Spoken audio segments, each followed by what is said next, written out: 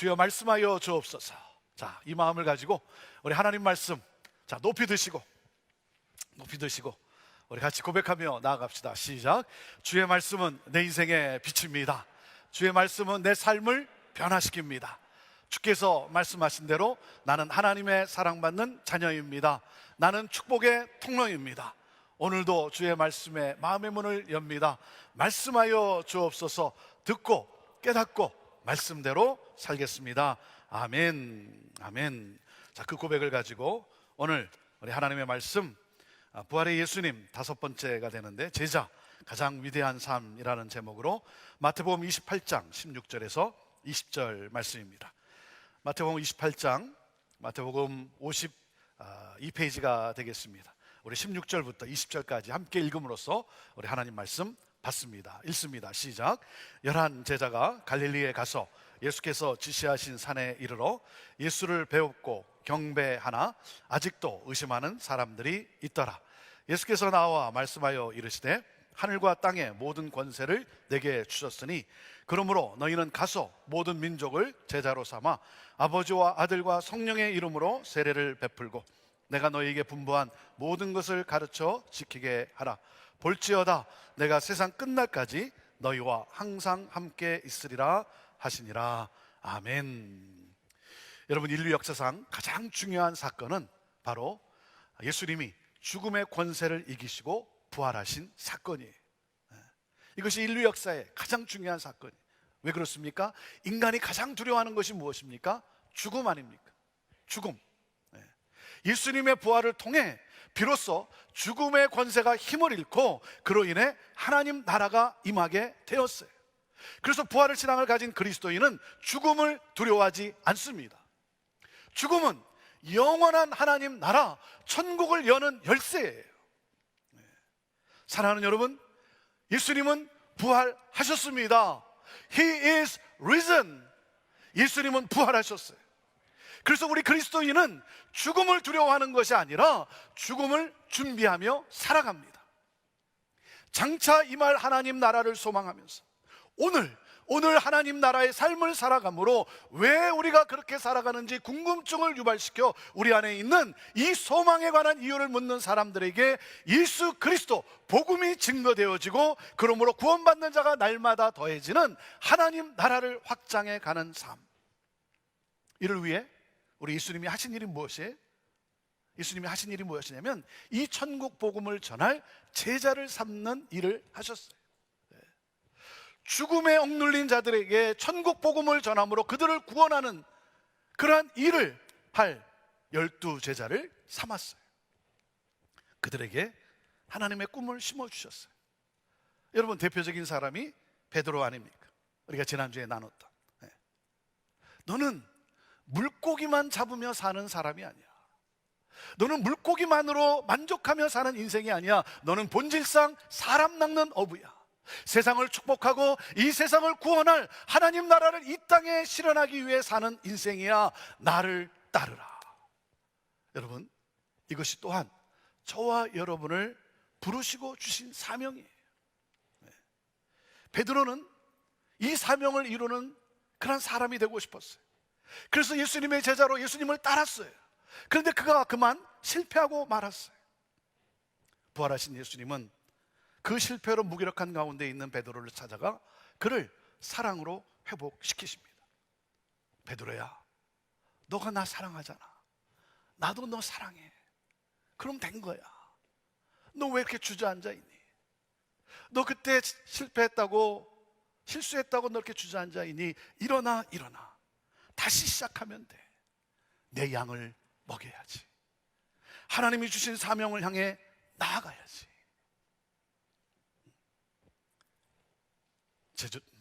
제자인 베드로를 다시 일으키시는 우리 주 예수 그리스도, 그리고 이제 승천하시기 전 그 11 제자, 가룟 유다는 스스로 목숨을 끊고 말았어요.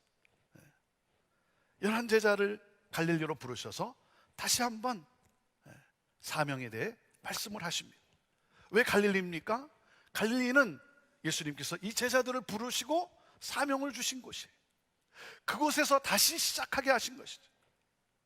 하지만 아직도 의심하는 제자들이 있었다는 거예요. 그런 제자들이지만 우리 주님이 또다시 그들을 제자로 사명을 주세요. 예수님은 믿음이 엄청 좋으세요. 믿음이 엄청 좋으세요. 믿는다고 하지만 의심투성이인 그런 우리들, 그렇잖아요. 우리가 믿는다고 하지만 의심투성이인 그런 우리들을 당신의 제자로 믿어주세요. 그리고 제자에게 있어서 가장 중요한 그 사명을 다시 한번 확인시켜 주시며 말씀하시는 거예요. 이것을 지상명령이라고 일컬어요. 지상명령. 그것이 바로 오늘 마태복음 28장에 19절과 20절에 나오는 내용이에요. 자, 우리에게 주어진 이 지상명령 같이 다시 한번 읽어봅니다. 시작. 그러므로 너희는 가서 모든 민족을 제자로 삼아 아버지와 아들과 성령의 이름으로 세례를 베풀고 내가 너희에게 분부한 모든 것을 가르쳐 지키게 하라. 의심 많은 우리, 그런 우리를 포기하지 않으시고 또 찾아오셔서 가장 위대한 그 일을 위임해 주셨어요. 하나님은 우리가 아니더라도 얼마든지 세상 민족을 구원하실 수 있어요. 그러나 저와 여러분에게 이 예수 그리스도의 생명이 흘러가도록 다른 사람을 제자로 삼는 이 일을 우리에게 위임해 주셨어요. 여러분, 이 얼마나 위대한 부르심입니까? 사랑하는 여러분, 교회가 교회될 수 있는 것은 이 미션을 가슴에 품고 나아가는 거예요. 저는 우리 교회가 모든 민족으로 제자 삼는 일에 더욱 열정적으로 나갈 수 있기를 기도합니다. 우리 모두가 주님 다시 오실 때까지 주님 앞에 서는 그 날까지 이 사명, 이 제자 삼는 삶을 살아가게 되기를 바랍니다. 여러분은 제자를 삼고 있습니까? 그 질문은 다시 하면 여러분은 제자입니까? 구경꾼입니까? 제자는 제자를 낳는 reproduction, 재생산을 이루는 사람이에요.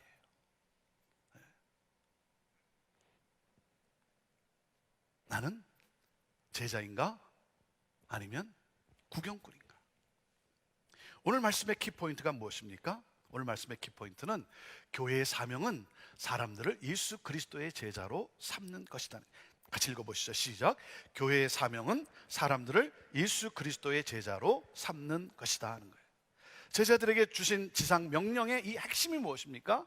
그 핵심은 바로 제자 삼으라는 거예요. 그래서 제자 삼기 위해서 찾아가고 제자를 삼기 위해서 그래서 세례를 주고 가르치라는 거예요. 가서 복음을 전하고 세례를 주고 그리고 가르치라는 거예요. 양육하라는 거예요. 여러분, 이 가라는 의미는 내게 주어진 삶의 현장으로 내 삶의 영역으로 가라는 거예요. 꼭 해외를 말하는 것이 아니에요. 사도행전 1장 8절에 땅끝까지 이르러 내 증인이 되라고 말씀하셨어요. 여러분, 땅끝은 어디입니까? 땅끝이 어디에? 내가 있는 곳이 바로 땅끝이에요. 내가 있는 가정이 땅끝이에요. 안 믿는 남편이, 안 믿는 아내가 땅끝인 거예요. 자녀가 땅끝이에요. 부모가 땅끝이고 형제가, 그리고 함께 일하는 사람들이, 내가 있는 이곳이 바로 땅끝이에요.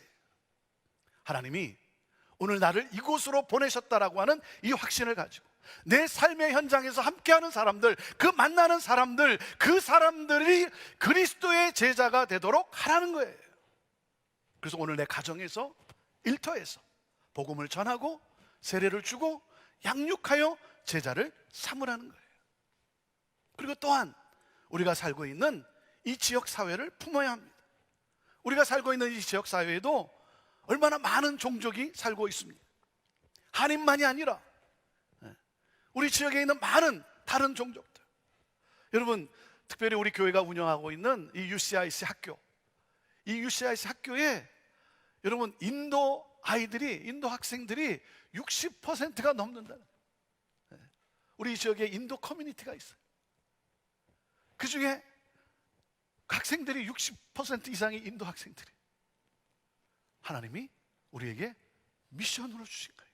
미션으로, 이 기독교 학교에 미션으로 주신 거예요.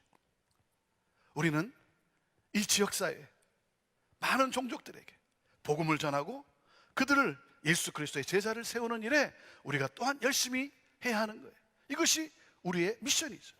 그리고 우리가 놓쳐서는 안 되는 것은 무엇입니까? 모든 민족이라고 말씀하셨어요. 모든 열방이에요. 세계를 품어야 되는 거예요. 특별히 복음을 듣지 못한 모든 민족, 모든 문화권, 언어권을 향해 나아가 그들을 그리스도의 제자로 세우겠다는 열망이 우리 안에 있어야 하는 것이죠. 왜? 이것이 바로 교회의 사명이기 때문에. 그래서 마태복음 24장 14절에 뭐라고 말씀하셨습니까? 우리 예수님이 이 천국 복음이 모든 민족에게 증언되기 위하여 세상에 전파되리니 그제야 끝이 오리라는 거예요. 하나님은 천국 복음이 모든 민족에게 증거되기 위해 이 시대에 저와 여러분을 제자로 부르셨어요. 그래서 우리는 가야 합니다. 복음이 필요한 사람들에게. 우리가 가지 않으면 이 마태복음 24장 14절은 이루어지지 않아요. 사랑하는 여러분, 예수님은 곧 다시 오십니다. 여러분은 주님의 재림을 여러분 기대하고 계십니까? 다시 오시마 약속하신 우리 주님의 재림을 여러분 기대하고 계십니까? 그토록 다시 오시기를 원하시는 우리 주 예수 그리스도, 그 주님이 다시 오실 수 있도록 여러분 우리가 가야 하지 않겠습니까? 우리는 이 사명을 위해 사는 사람들이에요. 그래서 이 사명을 위해 우리의 물질을 드리고 우리의 시간을 드리고 우리의 재능을 드리고 그리고 우리의 생명을 주님 앞에 드리는 거예요. 마라나타, 주 예수여 오시옵소서. 주 예수여 오시옵소서. 우리 주님이 영광 중에 곧 오실 거예요. 제 꿈은 살아생전에 주님의 재림을 목격하는 거예요. 저와 여러분은 그리스도의 제자입니다. 자, 이 지상 명령을 실현하기 위해서는 우리가 어떻게 해야 됩니까?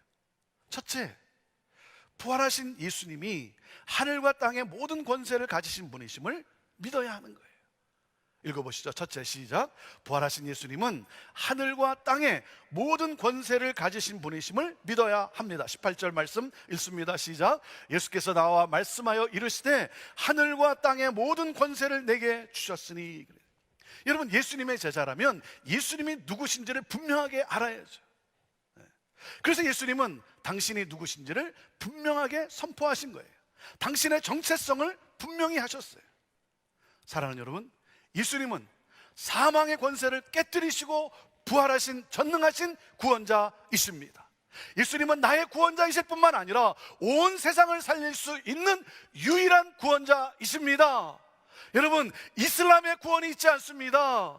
힌두교의, 불교의 여러분 구원이 있지 않습니다. 공산주의가 우리를 살리지 못합니다. 민주주의도 우리를 살리지 못합니다. 이 세상 모든 사람을 구원하실 전능자는 오직 한 분, 예수 그리스도이십니다. 그렇기 때문에 우리가 가서 전해야 하는 거예요. 여러분, 예수님이 구원자 중에 한 분이시라면, 다른 종교에도 구원이 있다면 여러분 가서 전할 필요가 없어요. 하지만 그분만이 우리 인류를 죄와 사망에서 구원하실 유일한 분이시라고 한다면 여러분 어떤 대가를 치르서라도 가서 전해야죠. 모든 고통과 모든 문제와 모든 죄를 해결하고 살리실 수 있는 유일하신 분, 사망의 권세를 이기신 권세를 가진 오직 한 분, 주님만이 생명이요 주님만이 구원자이십니다. 여러분 믿으십니까? 여러분 믿으십니까? 여러분 믿으면, 사랑하는 여러분, 구원의 역사가 일어나요. 믿으면 복음은 땅끝까지 증거되게 되어 있어요. 예수님은 하늘과 땅에 모든 권세를 가지신, 우리를 살리실 수 있는, 구원하실 수 있는 유일하신 전능자 하나님이시라는 사실이에요. 그리고 두 번째, 이 지상명령을 실현하기 위해서는, 둘째, 제자를 삼기 위해서는 예수님을 닮은 제자로 살아야 합니다. 자, 요한복음 13장 35절 말씀에 제자에 대해서 이렇게 말씀을 하셨어요. 같이 읽어볼까요? 시작. 너희가 서로 사랑하면 이로써 모든 사람이 너희가 내 제자인 줄 알리라 그랬어요.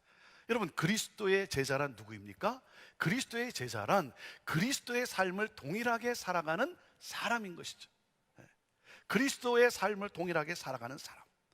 예수님은 어떻게 사셨습니까? 예수님은 어떻게 사셨어요?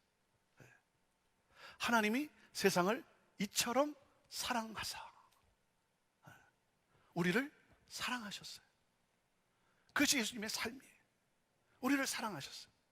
여러분, 사랑한다는 것이 뭐예요? 지난주에도 나눴지만 뜨겁게 서로 사랑하라. 아니, 여러분, 사랑한다는 건 뭐예요? 어떻게 하는 것이 서로 사랑하는 거예요? 섬김이에요. 섬김. 서로 사랑하는 구체적 실천이 바로 섬김이에요. 예수님은 우리를 사랑하셔서 섬기셨어요.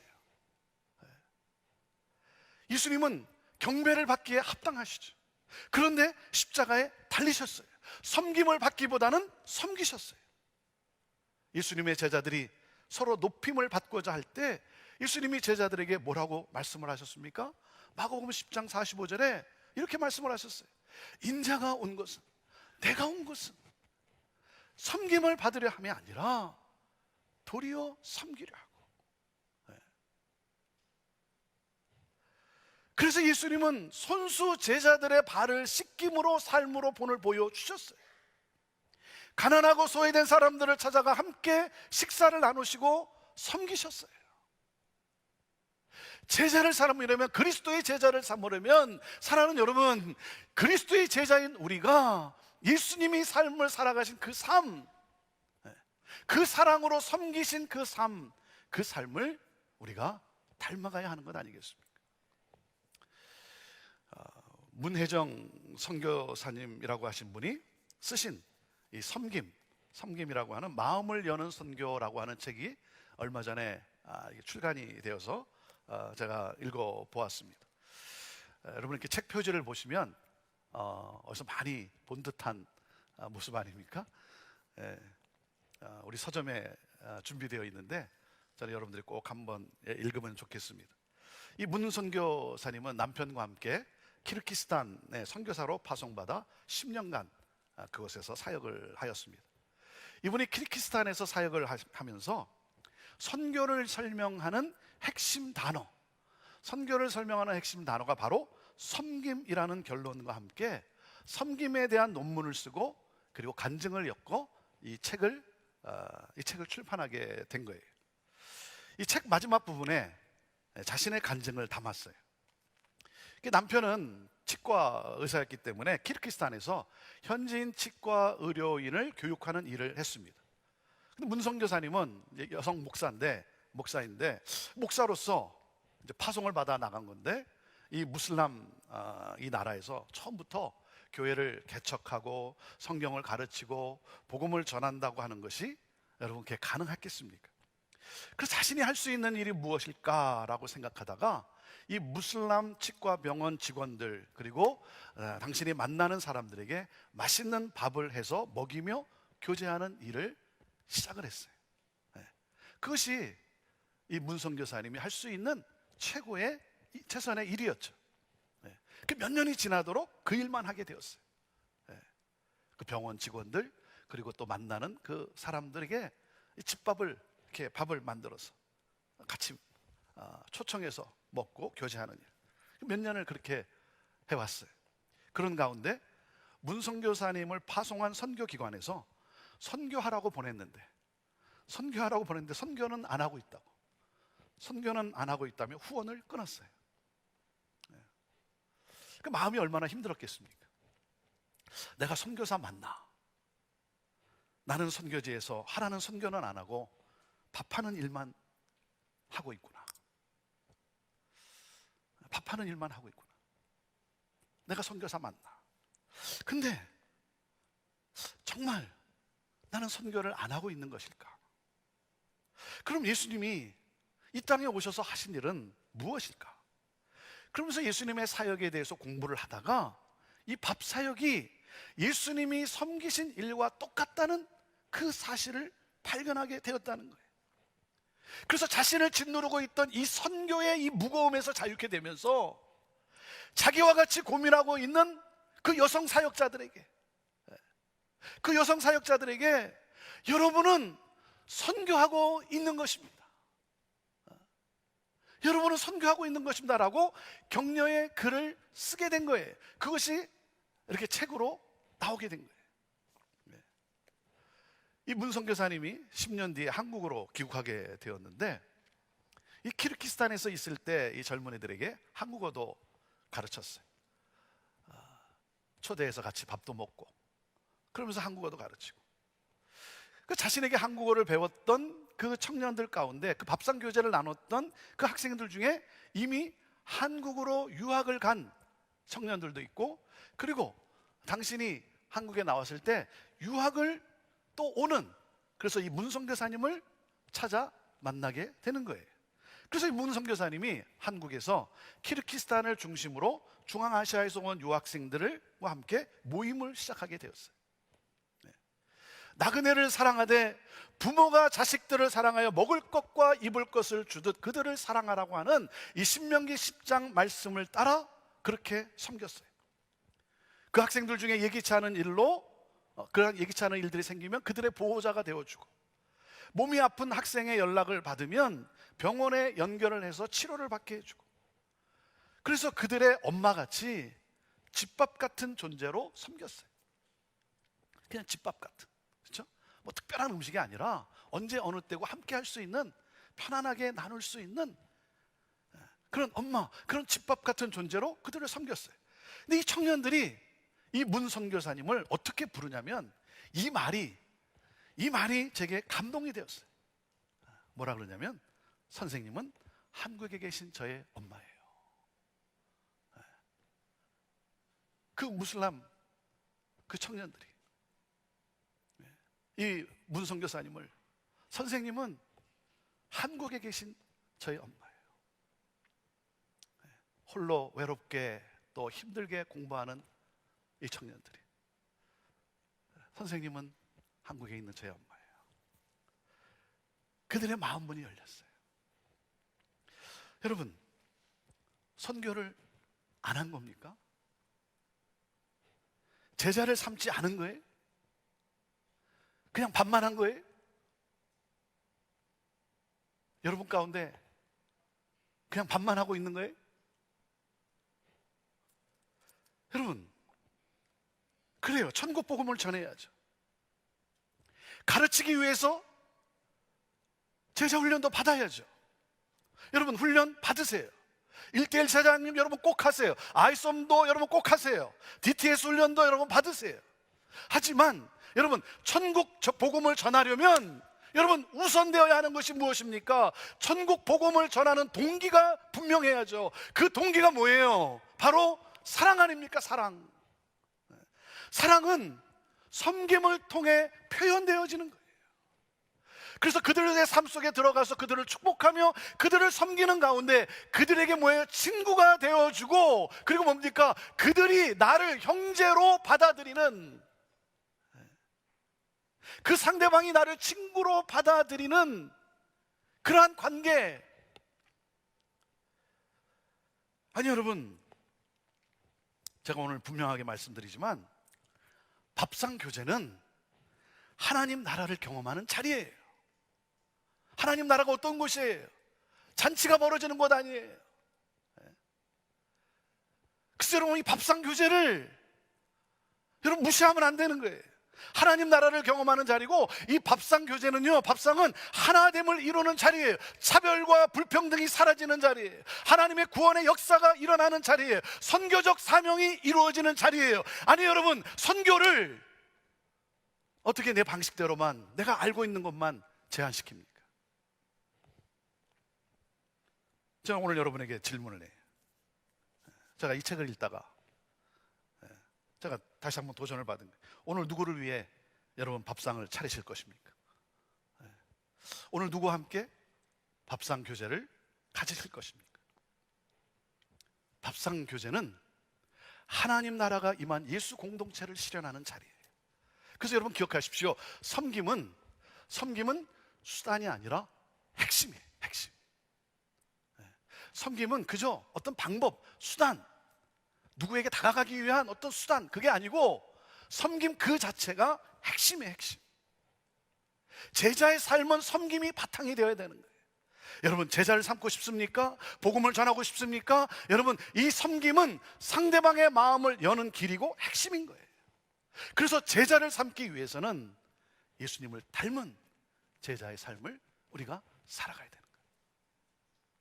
사랑으로 축복하며 섬기며 그들과 하나가 되는 밥상 공동체, 밥상 교제를 이룰 수 있는 거예요. 자, 그리고 우리가 어떻게 이 지상 명령을 실현할 수 있습니까? 셋째, 부활의 주님이 세상 끝날까지 우리와 함께 하심을 믿어야 합니다. 읽어보시죠. 셋째, 시작. 부활의 주님이 세상 끝날까지 우리와 함께 하심을 믿어야 합니다. 자, 20절 하반절 같이 읽습니다. 시작. 볼지어다 내가 세상 끝날까지 너희와 항상 함께 있으리라 하시니라. 여러분, 왜 주님이 우리에게 이 약속을, 마지막에 이 약속의 말씀을 하십니까? 내가 너희와 세상 끝날까지 함께 있으리라. 왜 그래요? 그 길이 이 지상 명령을 실현하는 그 길이, 사명을 이루어가는 길이 결코 쉽지 않기 때문이라는 거죠. 왜? 사탄이 가만히 있지 않기 때문이에요. 사탄은 복음이 땅끝까지 증거되어지고 우리가 제자 삼는 것을 막아야 하기 때문에 온갖 방법을 다 동원해서 막고자 하겠죠. 그러니까 때로는 우리에게 힘든 그러한 상황이 생기기도 하는 것이죠. 어려움을 겪기도 하는 거예요. 하지만 그런 가운데서도 우리가 평안을 누리고 확신 가운데 이 지상 명령을 향해 나갈 수 있는 것은 바로 이 약속에 대한 믿음이 우리에게 있기 때문인 거예요. 이 믿음이 없으면 우리가 어떻게 하겠어요? 내가 세상 끝날까지, 마지막 그 순간까지, 내가 너희에게 오는 그날까지, 내가 너희를 부르는 그날까지 나는 너희와 항상 함께 있을 것이다. 우리 주님이 누가복음 10장 3절에는 이렇게 말씀을 하셨어요. 갈지어다 내가 너희를 보냄이 어린 양을 이리 가운데로 보냄과 같도다 그랬어요. 여러분, 주님이 우리를 이 세상에 보내셨어요. 하지만 주님이 보내셨다고 해서 그 여행이, 그 여정이 크루즈가 아니라는 사실이죠. 제자 삼는 일이 쉽지 않다는 거예요. 양을 이리 가운데 보내요. 아니 여러분, 이게 말이 됩니까? 이거 말도 안 되는 거 아니에요? 어떻게 양을 이리 가운데 보냅니까? 여러분, 보내려면 이리 가운데 사자나 호랑이를 보내야죠. 그게 맞는 말 아닙니까? 근데 양같이 연약한 나를, 아니 양같이 연약한 내가 뭘 할 수 있겠어요? 그런데 절망하지 않아요. 왜? 주님이 나를 보내셨다는 확신이 내 안에 있기 때문에. 주님이 나를 보내셨다는 것은 무엇을 의미하는 거예요? 나를 책임져 주신다는 거죠. 나를 보호해 주시고 나를 도와주신다는 거죠. 나를 사용하신다는 거예요. 나를 통해 천국 복음이 증거된다는 거예요. 나를 통해 제자 삼는 제자가 세워진다라고 말씀을 하시는 거예요. 그래서 여러분, 가서 전하고 가르치고 세례를 주고 하는 거예요. 왜?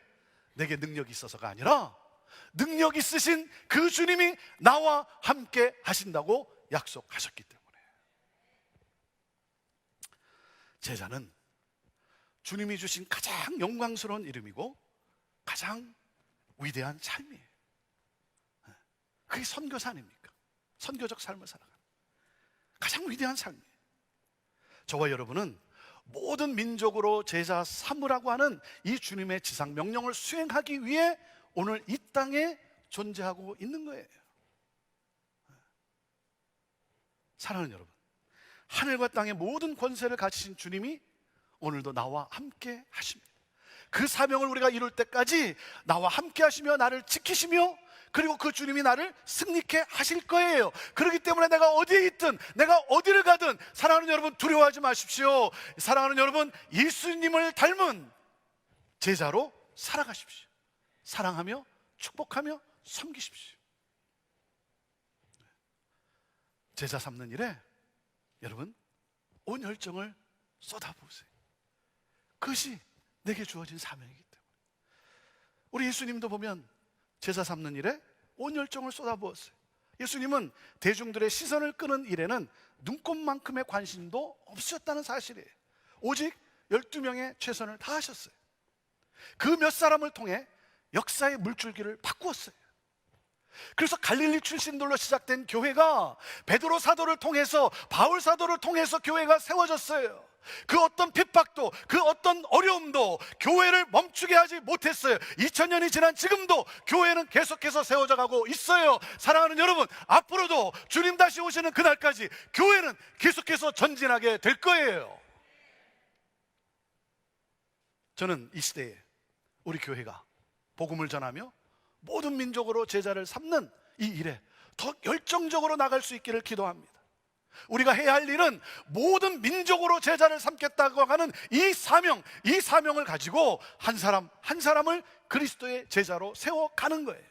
그러므로 너희는 가서 모든 민족을 제자를 삼아 아버지와 아들과 성령의 이름으로 세례를 베풀고 내가 너에게 분부한 모든 것을 가르쳐 지키게 하라. 우리 모두가 전심으로 이 지상 명령을 향해 나아간다면, 사랑하는 여러분, 우리 교회는 어떻게 될까요? 어떻게 될까요? 우리가 이 지상 명령을 가지고 전심으로 나간다면 이 지역과 이 세상은 어떻게 될까요? 기대와 흥분이 내 안에 있어요. 여러분은 가장 위대한 삶을 살아가는 예수님의 제자입니다. 제자입니다. 기도하겠습니다. 하나님, 믿는다고 하지만 또 의심하고 또 의심하는 의심투성이인 그런 우리들, 그럼에도 제자라고 여기시며 가장 위대한 삶, 가서 제자 삼으라고 하는 이 가장 위대한 이 사명을 주신 주님, 하나님, 이 사명에 우리의 심장이 뛰게 하여 주옵소서. 성령이여, 오늘도 우리의 영혼이, 우리의 삶이 주를 보게 하시고 하나님 나라를 보게 하시고 하나님 나라가 이 땅에 실현되는 다시 오실 예수 그리스도를 맞이하는 하나님이 환상을 보고 복음 들고 사랑으로 나아가는 그런 우리 되게 하옵소서. 우리 함께 같이 우리 찬양하며 나갑시다.